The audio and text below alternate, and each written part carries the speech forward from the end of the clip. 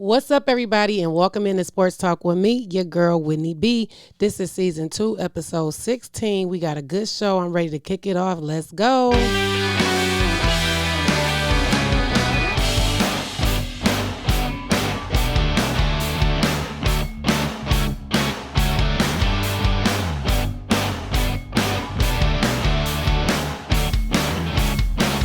And again, welcome into Sports Talk. Y'all, it be like so much that happens, after I do the show. And then I just get so excited to come back and do the show. And today I'm recording a little bit earlier because today my daughter has a track meet as opposed to like these funny regular other days she been having. So it's just been a little weird trying to maneuver everything and figure it out. But let me start this show like I did last week and just shout my baby out because, for one, it's my show. So I can do whatever I want to do. But for two, my daughter has been killing it in track, y'all. Like, I don't know. I had shouted her out last week. Okay, boom. Then she turned around, I believe, and had a meet on Thursday. And I was like, whose baby is this clowning on this track like that? Oh, mine, right. So, again, congratulations. And I'm shouting my baby out, too, because she actually listens to my show. And she was so excited last time when she heard she got that shout out first. Like, oh, my God, Mom. So, I like being able to make her happy. And so, once again, let's congratulate her. And congratulations, baby. So,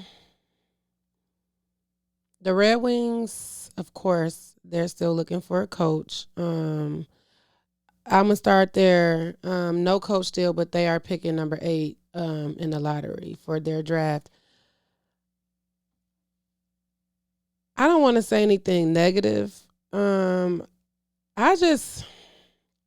don't know. Like, I think I'm going to just trust Yzerman over there. I hope we do get a good coach. And I think the team can come back.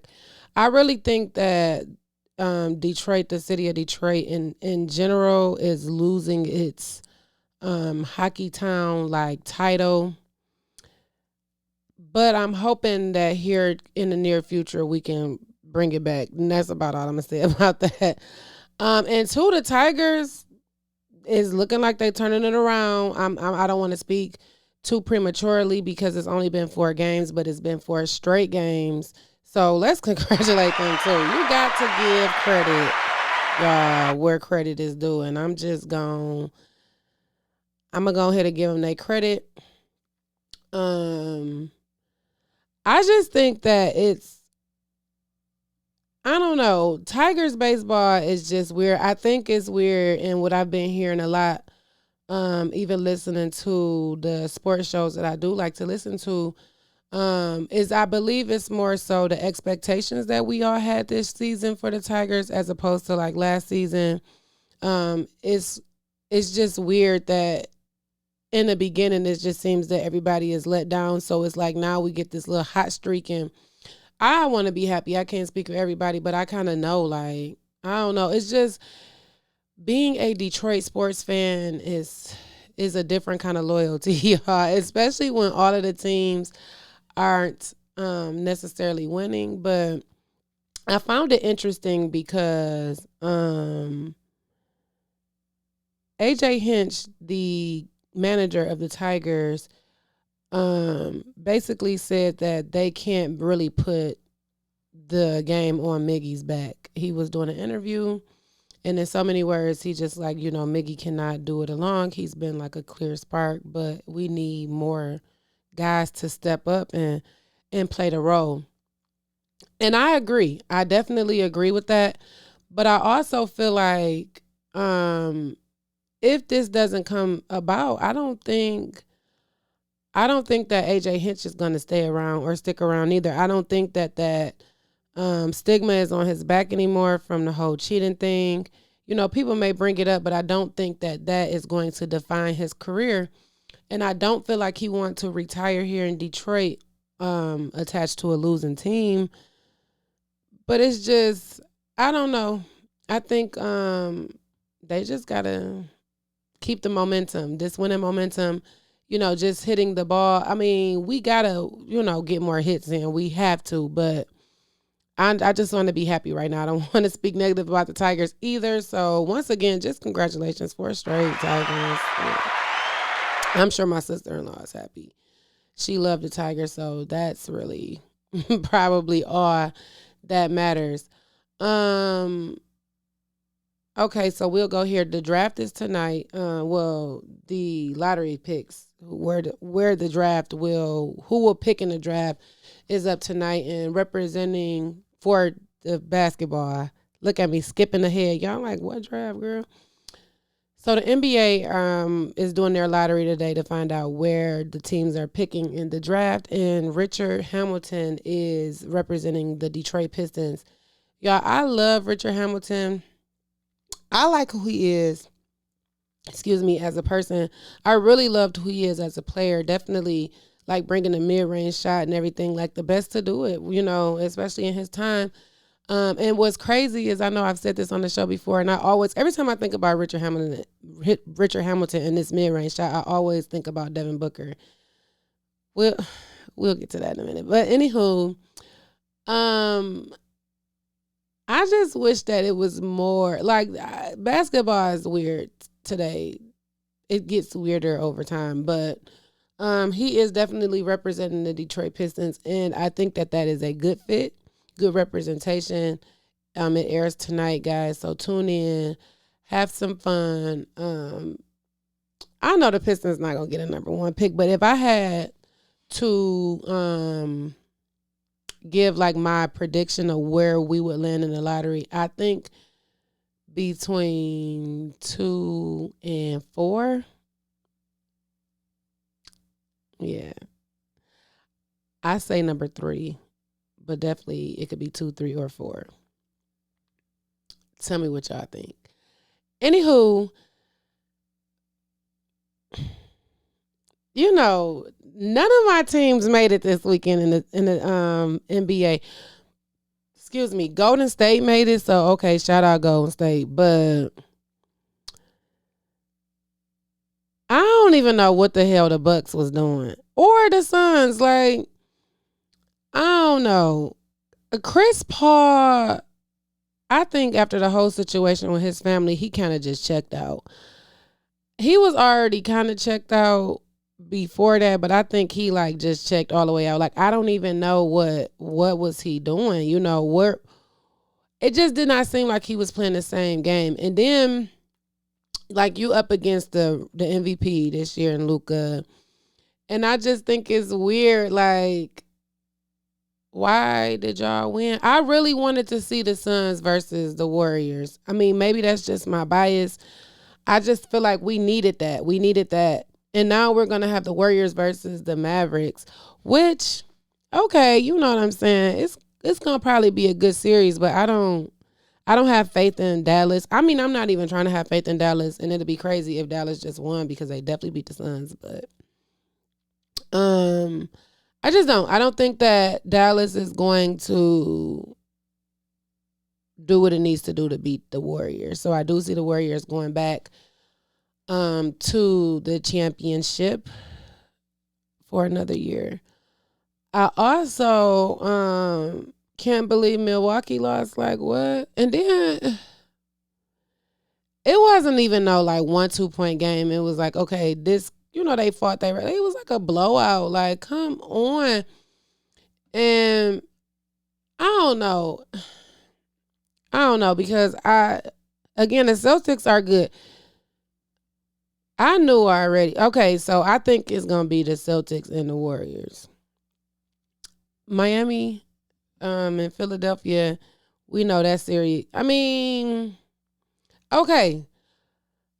The East is easy. I think if I had to, y'all know I love NFL. So if I was going to compare stuff like the East and the NFL, the East and the NBA is like the NCAA in the NFL to me. It's like it's okay. Like, you got some good teams, like decent teams, but so anywho, I don't know.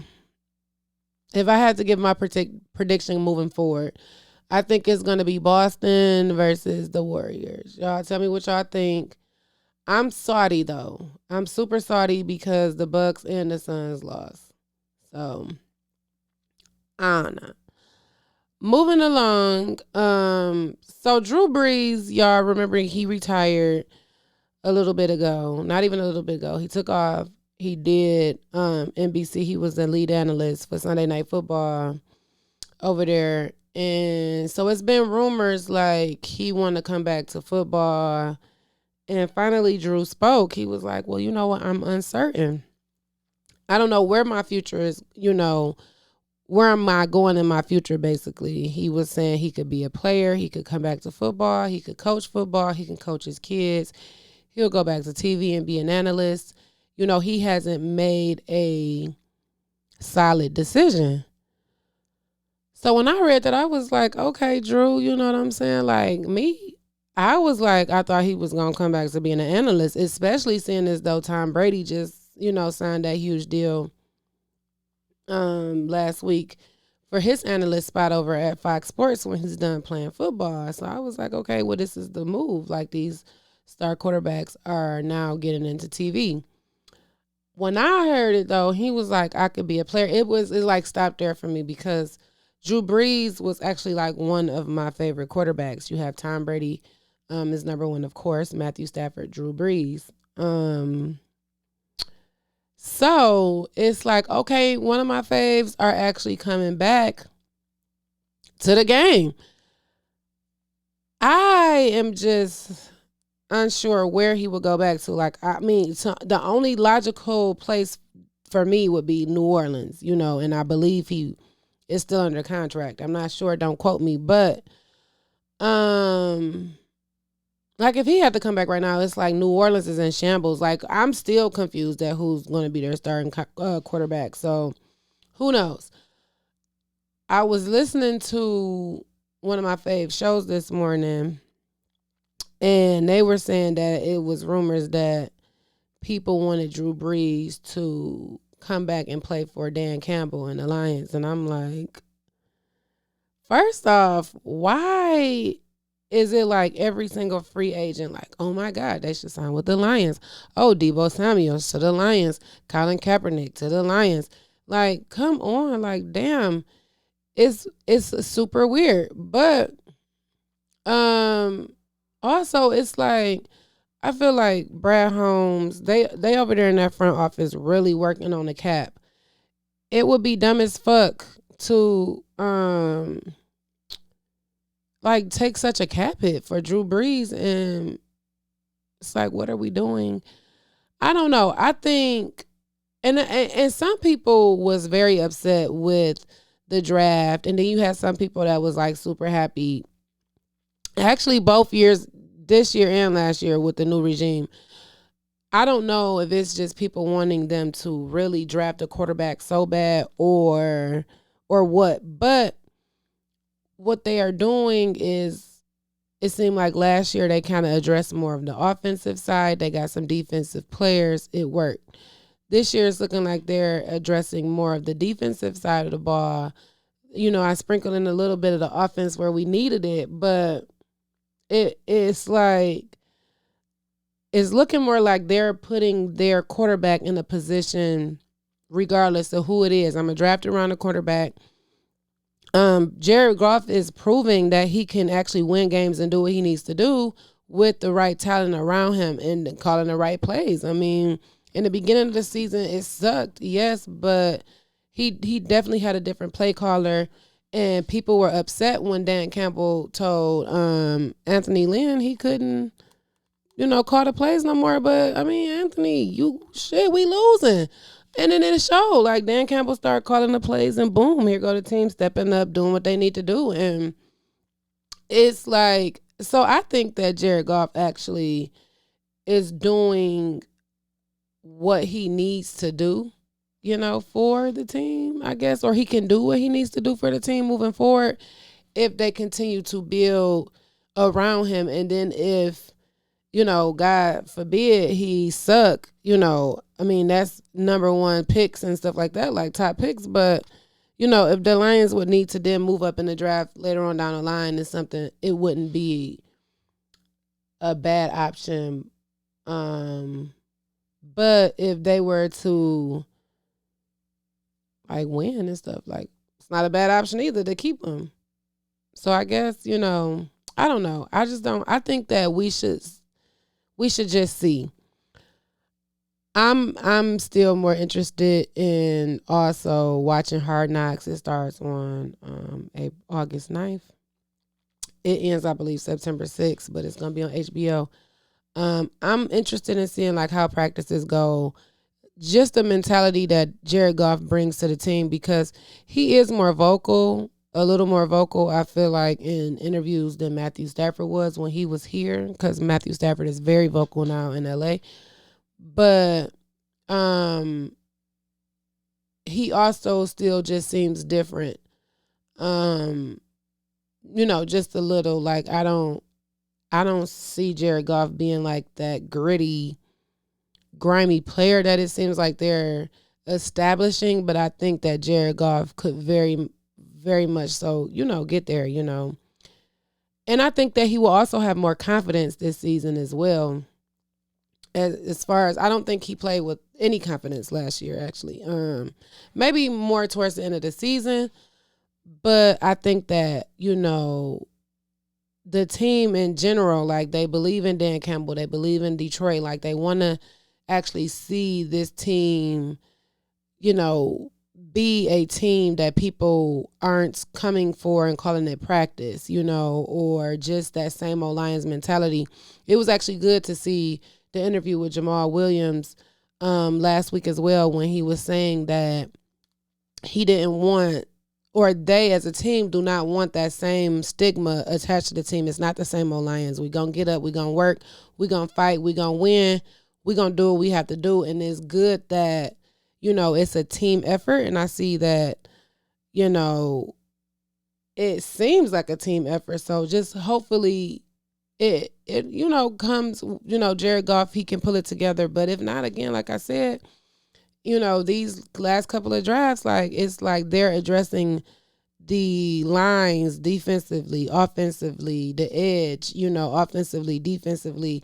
So I feel like a quarterback will come into a great situation, be it whoever, Stroud from Ohio, Bryce Young from Alabama, whoever it may be, they can come into the situation and, ultimately win without, being in a situation like Justin Fields in Chicago last year and even this year. So I'm interested in just seeing how this season plays out, as well as just to see Hard Knocks and watch them in practice and, the different kind of interviews and stuff like that. I also wanted to hit on something else I saw floating around Twitter and Instagram and stuff. Just a topic posed about Aiden Hutchinson being Defensive Rookie of the Year. Like, could he possibly win Defensive Rookie of the Year?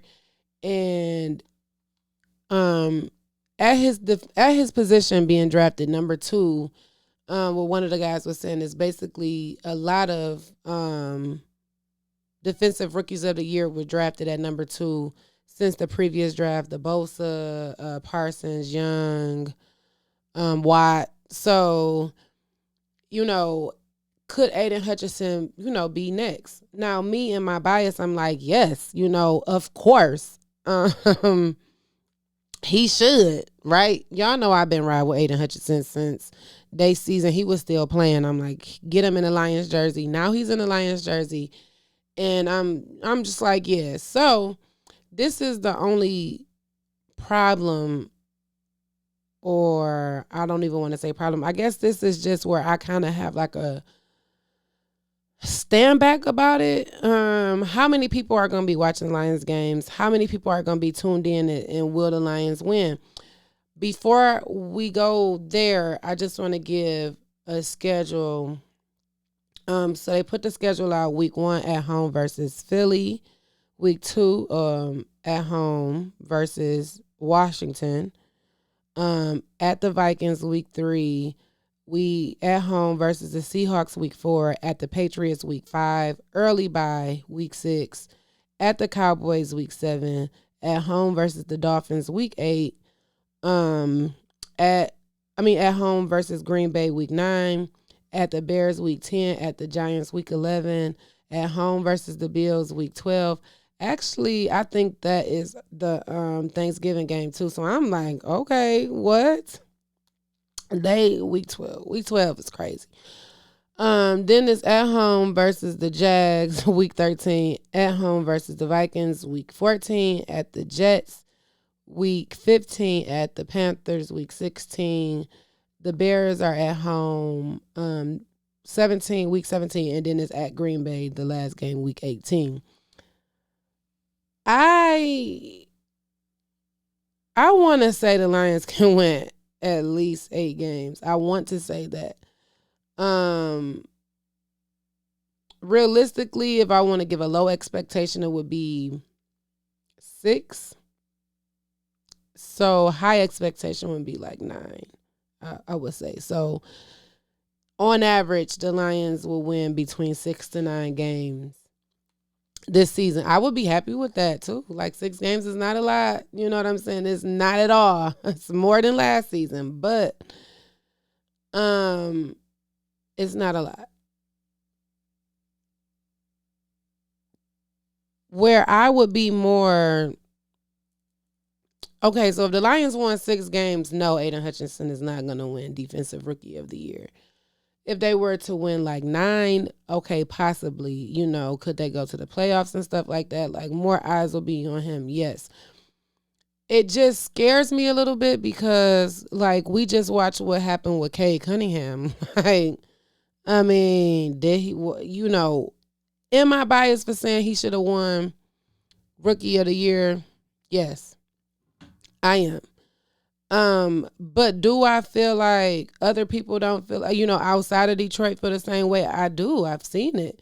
And especially people here, but I also can understand why this come about because who's watching the Pistons? Like the Pistons aren't winning, it's not really prime time. I mean, they're barely getting fans to fill up LCA, so it's kind of hard when you have these star players on these teams, and it really kind of sucks, and it's unfortunate the way it works in the draft because it's like these top picks go to the actual losing team. So these players, these great players get drafted to losing teams, and then they have to work so much harder to be seen. Sports are teams activities. You know what I'm saying? It's not one person who makes everything work. Even though you have these star players on teams like Michael Jordan, like LeBron James, like Cade Cunningham. I'm like, what is this man's name? I just forgot it. It's still other people on a team that they have to depend on, So I think it's a catch-22. Like I honestly feel like, yes, Aiden Hutchinson has what it takes to be Defensive Rookie of the Year. But I also feel like the team that he is on is what could be the reason he don't win Rookie of the Year, Defensive Rookie of the Year. He would really have to get like 1 million sacks this season, at least one, maybe a half a sack a game or something. Like you're going to have to be talking about him if the Lions are losing. If they're winning, I'm not worried. I think he's going to get it, but if not, I don't know. And I thought that was interesting. I wanted to talk about that on the show and just give my perspective on it.